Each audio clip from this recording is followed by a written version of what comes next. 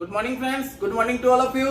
I am Subir sir from Home Coaching Center, खीरू चौक, भट्टा बाजार, पूर्णिया। और आज क्लास 7-8 के लिए आपका चैप्टर वही है साउंड, जिसमें कि अगला टॉपिक है आपका साउंड में। कल हम पढ़े थे कि लॉ ऑफ रिफ्लेक्शन क्या होता है, सॉरी रिफ्लेक्शन ऑफ साउंड क्या होता है।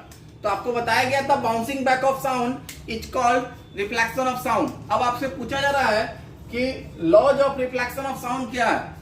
तो पहला है angle of incidence is equal to the angle of reflection. कहने का मतलब कि ये अगर कोई सरफेस है और ये अगर कोई मान लीजिए साउंड आ रहा है किसी सरफेस पे टकराया, तो ये फिर बैक होगा।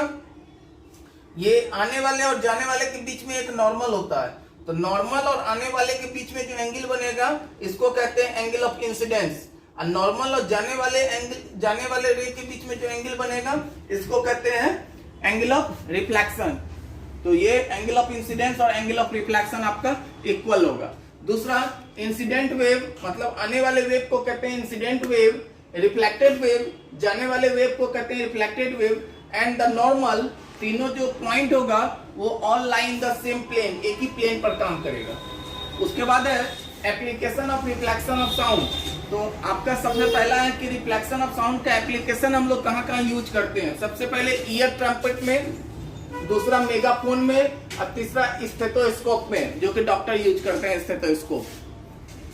अगला है इको। क्या है इको? बोलते हैं the sound heard after reflection from a rigid obstacle such as a cliff, wall of a building is called echo. कहने का मतलब कि रिफ्लेक्शन के बाद, रिफ्लेक्शन किसके साथ, तो क्लिफ के साथ या वॉल ऑफ ए बिल्डिंग से जब हमारा साउंड का रिफ्लेक्शन होगा, उसके बाद जो हम रिफ्लेक्शन ऑफ साउंड सुनते हैं उसी को कहते हैं इको।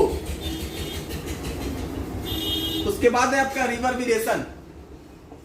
अब देखिए किसी पहाड़ वार पे अगर आप चिल्लाते हैं तो वहां पे आपको आपका जो रिफ्लेक्शन ऑफ साउंड है वो बार बार सुनाई देता है। तो ये जो रिपीट होता है रिफ्लेक्शन ऑफ साउंड आपको बार बार, उसको कहते हैं रिवर्बरेशन। तो लिखे हुए the repeated reflection that result in the persistence of sound in a large hall is called reverberation। आप अगर किसी हॉल में कोई चीज बोलते हैं तो उसका जो रिफ्लेक्शन ऑफ साउंड है वो आपको बार बार सुनाई देता है, उसको कहते हैं हम लोग रिवर्बरेशन।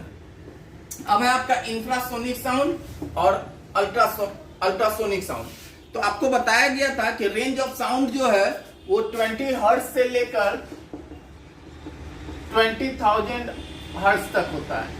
इसके बिलो भी होगा और इसके बाद भी तो कोई साउंड होगा।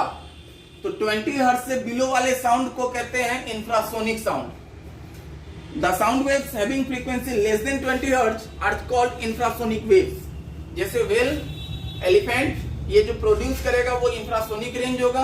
राइनासोरस ये जो कम्युनिकेट करेगा वो भी आपका इंफ्रासोनिक होगा। अर्थक्वेक ये भी आपका इंफ्रासोनिक वेव्स होगा।